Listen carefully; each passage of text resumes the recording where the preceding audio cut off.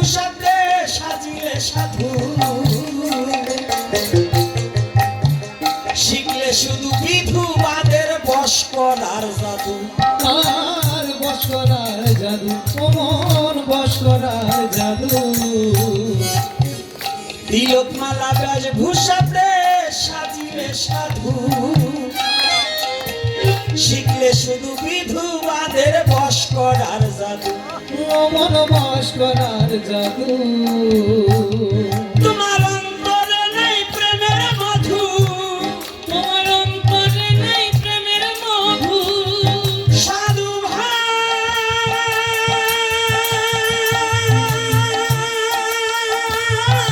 ও সাধু ভাই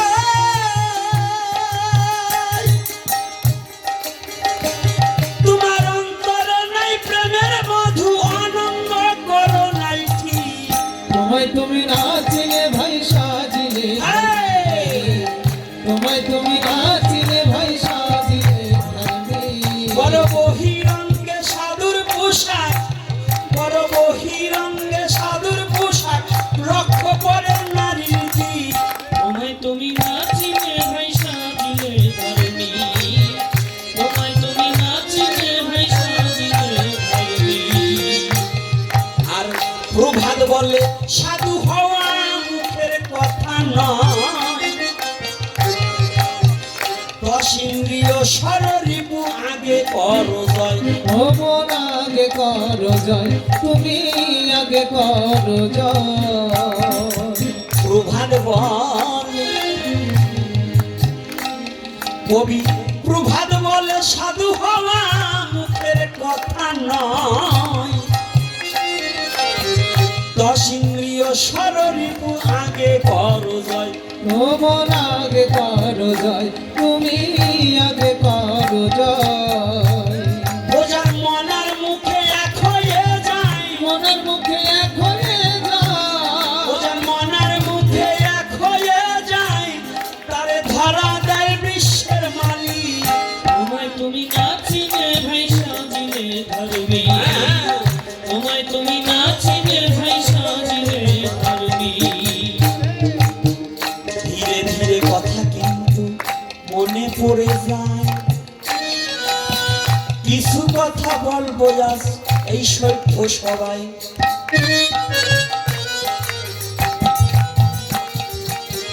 সনাতন ধর্মে আছে নারীর মর্যাদা দান নারীকেও কিন্তু বাবা দিতে হবে যে সম্মান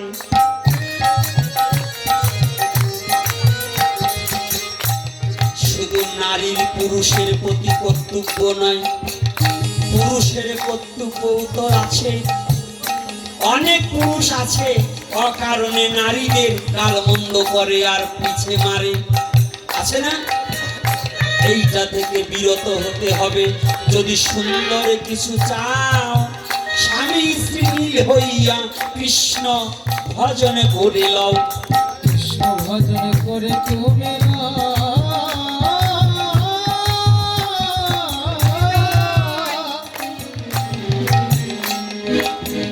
এখানে বলছে শাস্ত্রে স্বামী স্ত্রী এক না হলে ভজন করা তো যায় না পর পুরুষ পর নারী নিয়ে কখনো সঠিক ভজন তো হয় না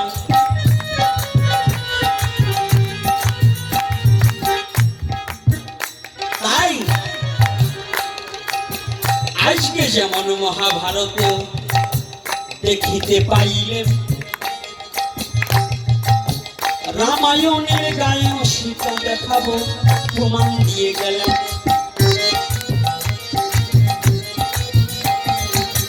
রাজা দশরথের কথায় যেদিন ওই বর রক্ষা করিতে যেদিন রামচন্দ্র বনবাসে যান দশরথের কথার মতো কি সীতার বনবাসের কথা রয় কি আছে আছে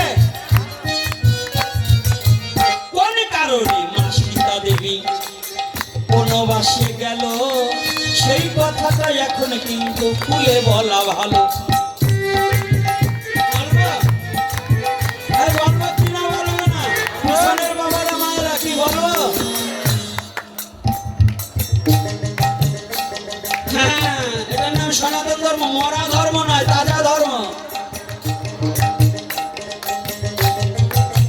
কায়দা আছে। রামায়ণে যেদিন রামচন্দ্র বনবাসে যাবে, সকল দিকে সারা পড়ে গেল, সীতা ঠাকুরানী গৃহে বসে কাঁদে।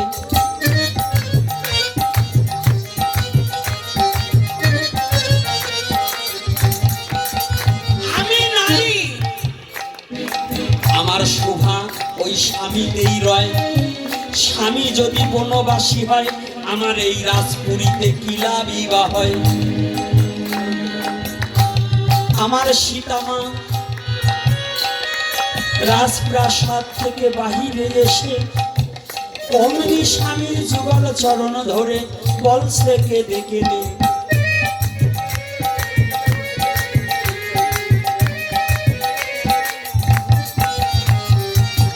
তোমার মতো স্বামী যদি বনবাসে যায়, আমার মতো সীতা থেকে কি হবে এই উপায়।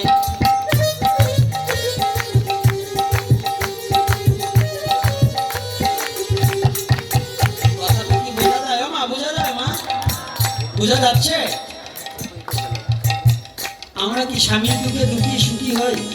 দুর্গা পূজায় যদি শাড়ি একটা না দিতে পারে, ওরে বকাবো কি রে, তাই না? শাস্ত্রে কি বলেছে? স্বামী যদি বনবাসী হয়, স্ত্রীও কি হবে? আয় কি হবে? তবে শুধু স্ত্রীর দোষ নয়, বাবাদেরও ভালো হতে হবে। তুমি মাতলামি করবা, গাঁজা খাবা, মদ খাবা, আর এসে বউ পিটাবার, তুমি বাড়ি ধার্মিক তোমার পুজো দেবে। এই যে স্বামী মাতাল, ঘুমটিতে বাইরে সোজা বানাই দেবে। ঘুমটিবেলা বেলান আছে না, গাঁজা করে বাইরে সোজা বানাই, তবে ছাড়িয়ে যাবা না, ওরে সোজা বানাই। মন্ত্রটা শিখিয়ে দিলাম কি বাবারা? মাতাল কয়টারে কি বিতাল বিতাল লাগতেছে না? মায়েরা, মা খালি সীতা নয়, মা কালীও হয়। নিজের লজ্জা রক্ষা করতে কখনো হাতে খড়গ নিতে হয়। এইবার ধীরে ধীরে কিছু কথা করিব বর্ণন, ধৈর্য ধরে শ্রবণ করেন যত ভক্তজন।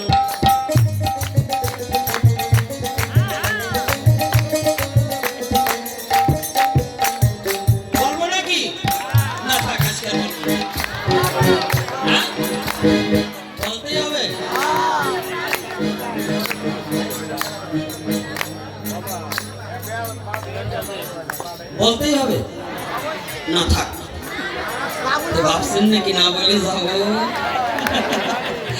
না বলে যাবো না আমি। শুনুন যে কথাটা বলছি, হ্যাঁ দাঁড়াও দাঁড়াও একটু ধীরে ধীরে।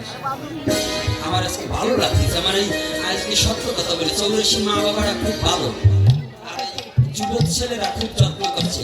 একটু অতিথি পরায়ণতা শিখেন। যদি কোনো ডিসি কাউকে পাঠায়, তার ভায়া হয়ে যে যাবে সেই ডিসি। কিছু কিছু জায়গায় অবজেকশন আছে, একজন মানুষ গেলে আপনারা অতিথি পরায়ণ চেনেন না, এই স্বভাব বাদ দেন। আপনি ভাঙা ঘর হোক, কিন্তু অতিথি পরায়ণতা একটু ভালো ব্যবহার করা শিখুন। ছিঁড়া পোশাকটা হোক একটু পরিষ্কার রাখুন। চেহারা খারাপ হোক, ব্যবহারটা ভালো করুন। তাই তো? এটার নাম সনাতন ধর্ম। কিন্তু আমার কানে কিছু কথা আছে, আমি নাম ধরে বলবো না, গ্রামের নামও বলবো না। আমার একটা ছেলে বলছে যে বাবা, আমি গেছি পাঠ করতে, একটা কুকুরে তবু বলে আয় আয় ঘরে একটু বয়, আমার তাও বলে না।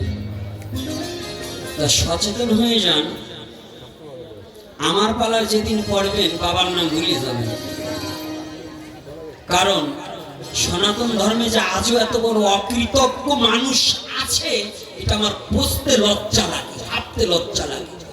এই শিক্ষিত সমাজে, এখন জ্ঞানী ভদ্রলোকের সমাজে আতিথ্য পরায়ণতা, আরে কিছু না, সাধুরা আপনার বাড়ি পাঠা খাসি শুয়োর খাইতে যাবে না, একটু ফল তাও যদি না চোখে, একটা জল দিয়ে সাধুকে বসার জায়গা দেবেন।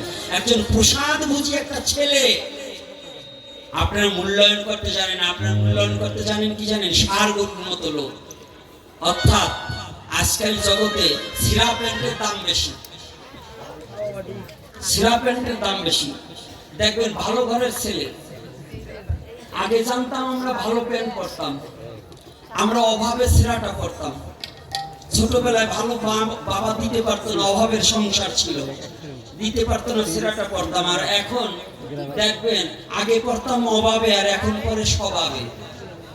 মাঝে মাঝে ছেলে পেলে যা দেখি ও প্যান্টের ভাবি ওই যে ঢাকাতে ফার্মগেট ওভার ব্রিজে নিয়ে বসাই দিই থাল দিয়ে, কারণ ওরা খয়রাতির বাচ্চা ছাড়া কিছু না। আবার কায়দা কি জানেন, আমি একটা নাম রাখছি, চুল কালার, প্যান্ট ফাটা, বুলু কাটা, এটা হলো ডিজিটাল পাঠা। কথাটা বুঝতে পারছি, রাগ করবেন না। এই জন্য বলছি, ডেকে বলতে হয় সমাজের বাকি, যে আজকে আমাদের সমাজ অধঃপতনের কারণ কি জানেন? এটা হচ্ছে আমাদের অসচেতনতা। এই অসচেতনতাটা কি, আমি যেখানে বলছি আজকে সীতা দেবী তিনি রামচন্দ্রকে বলছে, প্রভু প্রভু। আজকাল আমাদের দেশে তো স্বামীর নাম ধরেই ডাকা শুরু করেছে, আর কয়দিন পরে এখনই বলে এদিকে আয়, আর বলবে না তা করবে কি? এই যে গতকাল সংবাদ পাইলাম, ছেলে এবার মাধ্যমিক দেবে আর মাইয়ে ইন্টারে পড়ে। ওরে বাড়ির সাথে বিয়ে করে তো তুই মুই না কইয়ে পারে। কথাটা বলছেন না? সংবাদ পাইছি, এই যে বাড়ির সাথে যদি কেন মাইয়ের বিয়ে, কি রুচি বোধ রে বাবা। তাই এই জন্য পরিমাণা উপযুক্ত না হইলে কেউ আগেই কুপদগামী হইও না। আর মায়েরা, এখন আমি বলছি, বাবাদেরও বলছি, চরণে হাতে রেখে বলছি, আপনারা একটু কৃপা করে প্রতি বাড়ি বাড়ি মুরগিটাকে বর্জন করে একটু হরিনাম করুন। আমার সবচেয়ে বড় দুঃখ, 84 গ্রামে মুরগি পোষে, এটা হিন্দু না বেজাইলে যাত্রা, আমার বোঝা একটু কষ্ট।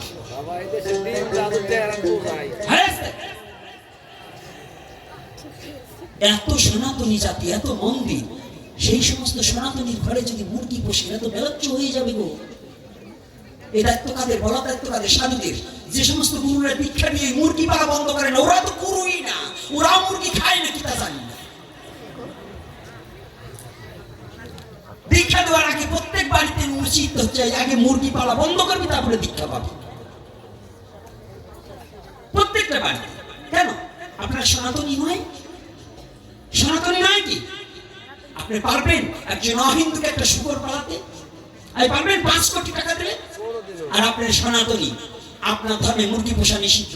আপনি কত বড় নির্লজ্জ, কত বড় নির্বোধ, কত বড় বর্বর জাতি, যে আপনার ধর্মে যেটা নিষেধ সেইটাই আপনি করছেন। আপনার মৃত্যুর সময় যারা মুরগি পোষতে তুলসী গাছে জল দিচ্ছে না, যারা তুলসীর মালা কণ্ঠে নিচ্ছে না, ওরা মরার সময় ওই ভগবানের চরণামৃত নয়, মুরগির পাও দেওয়া জল খাওয়াতে হবে। যা সারা মরবার সময়ও খা। এই জন্য যে বাড়িতে মুরগি থাকবে, ওই বাড়ির যেটা মরবার সময় মুরগির পাও দেওয়া জল খাওয়া। ইয়ার চেয়ে লজ্জাজনক কথা আমি বলতে পারলাম। ব্যবসা মাঠে যেয়ে করবে, ঘাটে নেই। এত ব্যবসা কি পারবেন? সনাতনী জাতি আজকে নিজের স্বধর্মকে ভুলতে বসেছে, নিজের অস্তিত্বকে ভুলতে বসেছে। কেন নিজের অস্তিত্বকে ভুলে যাব? আমার পিতৃপুরুষের যে পবিত্র ধর্ম, ইহার যে কোথায় তুমি খুঁজে পাবে? একটা মুরগি পুষে কয় টাকা হবে? আমি কথা দিয়ে যাচ্ছি, আপনি মুরগি পোষা বন্ধ করুন, আপনার এই অসুখ বিসুখ এত টাকা লাগবে না। আপনাকে ঈশ্বর রক্ষা করবে। আপনি ধর্ম রক্ষা করেন, ধর্ম আপনাকে রক্ষা করবে। আপনি ধর্ম রক্ষা করুন, ধর্ম আপনাকে রক্ষা করবে। এই আগের একাদশীতে আমি ঘোরতার অসুস্থ, আমার ছেলেও বলে আপনার এখন একাদশী না করলে হয় না। আজ এর মধ্যে অনেকে বলে একাদশী, আমি বলছি একাদশী না করলেও যদি আমার মৃত্যু হয়, তাতে মৃত্যু হবে, হবে কি না? কি মৃত্যু অবধারিত নাকি? তাহলে আমি একাদশী করে যদি আমার মৃত্যু হয়, তবু তো আমি গোবিন্দের কাছে বলতে পারবো, গোবিন্দ এই তিথিটা, তো ব্রতটা আমি রক্ষা করতে পেরেছি। হসপিটালে থেকে যদি একাদশী করতে পারি, আপনি কি বাড়ি থেকে সুস্থ থেকে একটা একাদশী করতে পারবেন না? কি বাবা, করা যাবে না? সুস্থ থেকে একটা একাদশী করা যায় না? আমরা কোন দেশে আছি? আজকে এই চৌরাশির মতো জায়গায় এত সনাতনী জাতি, আমার বুকটা ভরে গেছে। ঘরের সাথে ঘর, ঘরের সাথে ঘর, রাস্তা খুঁজে পাই না, আমাকে ছেড়ে দিলে আমি আসতে পারবো না এখানে। তথাপিও এত হিন্দু থাকতেও হিন্দুত্ব নষ্ট হয়ে যাচ্ছে, হিন্দুত্ব নষ্ট হয়ে যাচ্ছে, আজ জগনের গ্রাস করছে। এটাকে পরিবর্তন করুন। আমি চরণে হাত রেখে বলছি, আবার যদি কোনোদিন আপনাদের সাথে দেখা হয়, আমি যেন এই গ্রাম ঘুরে অন্তত মুরগির বাক্সগুলোকে পরিত্যাগ করতে দেখি। গরু পোষে, বেশি করে গরু পোষে, কোনো আপত্তি নেই, কোনো আপত্তি নেই। কারণ গোমাতার সেবা কি জানেন? ভগবানের সেবাও যদি আপনি না পারেন, যদি শ্রদ্ধার সহিত গোমাতার সেবা করলে ভগবান আপনাকে মুক্তি দেবেই দেবে। আর এই মুরগি ছাগল পোষলে আপনাকে আরো নরকে যেতে হবে। কি মুরগি ছাড়বো কারা কারা? হাত তুলুন তো। যার মুরগি পোষবো না হাত তুলুন। রাধে রাধে। যাদের বাড়িতে মুরগি আছে, মুরগি আর পোষবো না হাত তুলুন। আস্তে। ছাগল নাই, যে কটা নাই সেই কটা হাত তুলুন। আস্তে। ছাগল আছে তারা হাত তুলবার চায় না। এই যুবক ছেলেরা, তোমাদের বলছি, যুব সমাজ যারা আছো, তোমরাই পারবে আমার সনাতন জাতিকে পরিবর্তন করে দিতে, কুসংস্কারকে লাথি মেরে ফেলে দিতে। একমাত্র সংস্কার করতে হবে, যুব ধর্ম প্রবর্তন, আমার মহাপ্রভুর আদর্শ প্রতি ঘরে ঘরে প্রচার করতে হবে। হ্যাঁ, যুব সমাজ নেশামুক্ত হতে হবে, নেশামুক্ত সমাজ হতে হবে। এবং তোমাদেরকে আমি চরণে হাত রাখিয়ে বলছি আবারও, দুর্গা পূজায়, সরস্বতী পূজায় কোন প্রকার কোন নেশাদ্রব্য আনবে না, আর কোন মেয়েকে নাচাবে না। পারবে? হ্যাঁ যুব সমাজ, নারী নাচানো যতদিন বন্ধ না করবে, আজকে তুমি পর নারী নাচাচ্ছ, তোমার যেদিন কন্যা হবে, তোমার মেয়ে নাচবে, অপরের কাম চিত্ত হবে, তোমার মেয়ে ধর্মান্তরিত হয়ে যেতে পারে। আমার বোন, আমার মা, আমার মেয়ে, তারা কেন অন্য আকৃতিতে ড্যান্স দেবে আর বিভিন্ন ধর্মের লোক এসে দেখবে, তারা আনন্দ উপভোগ করবে, তাদের কাম চিত্ত প্রবৃত্তটাকে বাড়াবে।